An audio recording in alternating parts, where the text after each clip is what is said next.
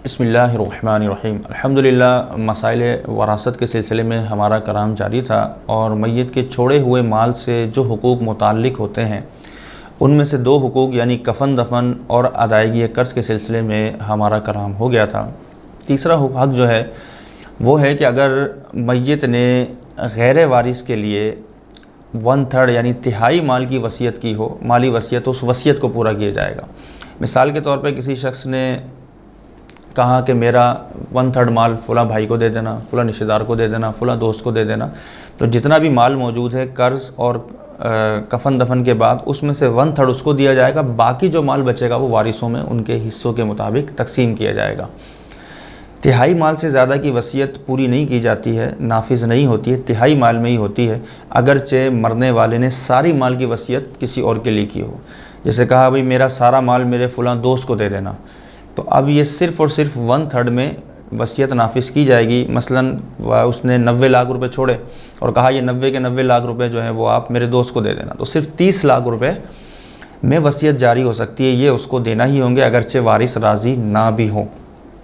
लेकिन अगर पूरा देना चाहते हैं, अब चाहते हैं कि वालिद साहब की वसीयत पूरी हो जाए, तो इसके लिए तमाम वरसा बालिग हों और वो इस पर इज़हार रज़ामंदी करें, तो फिर ये वसीयत पूरी की जा सकती है, यानी सारा माल भी दिया जा सकता है। लेकिन अगर वारिस राज़ी ना हो तो फ़कत 1/3 माल में ही वसीयत को पूरा किया जाएगा और बाकी माल वरसा में उनके हिस्सों के मुताबिक तकसीम किया जाएगा।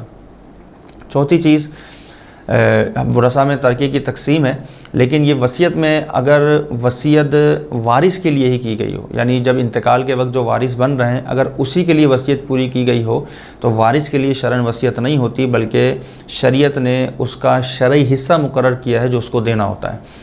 यानी वालिद ने वसीयत कर दी कि भाई मेरा ये वाला मकान मेरे फ़ुला बेटे को दे देना, ये दूसरा मकान फ़ुला बेटी को दे देना, तो इस वसीयत का शरई तौर पर कोई एतबार नहीं है, बल्कि जो शरीयत ने हिस्से मुकर्रर किए हैं उसी एतबार से ही तकसीम की जाएगी, क्योंकि वारिस के लिए नबी करीम ने फरमाया कोई वसीयत नहीं है।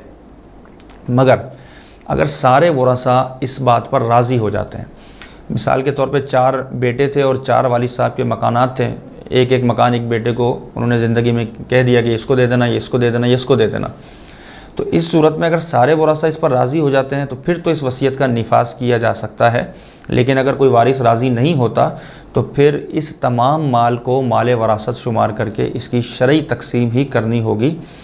वालिद साहब की गई वसीयत के मुताबिक तकसीम नहीं किया जा सकता। तो खुलासा वसीयत का ये है कि वसीयत अगर वारिस के लिए की है तो सिर्फ़ और सिर्फ उसी वक्त नाफिज हो सकती है जब वारिस राज़ी हो, यानी जो उस वक्त वारिस बन रहे हो। मिसाल के तौर पर एक शख्स का इंतकाल हुआ, बेटा भी है और पोता भी है, तो बेटे के लिए वसीयत नहीं की जा सकती। पोता अगरचे वारिस बनता है लेकिन अभी वारिस नहीं बन रहा, तो पोते के लिए वसीयत हो सकती है।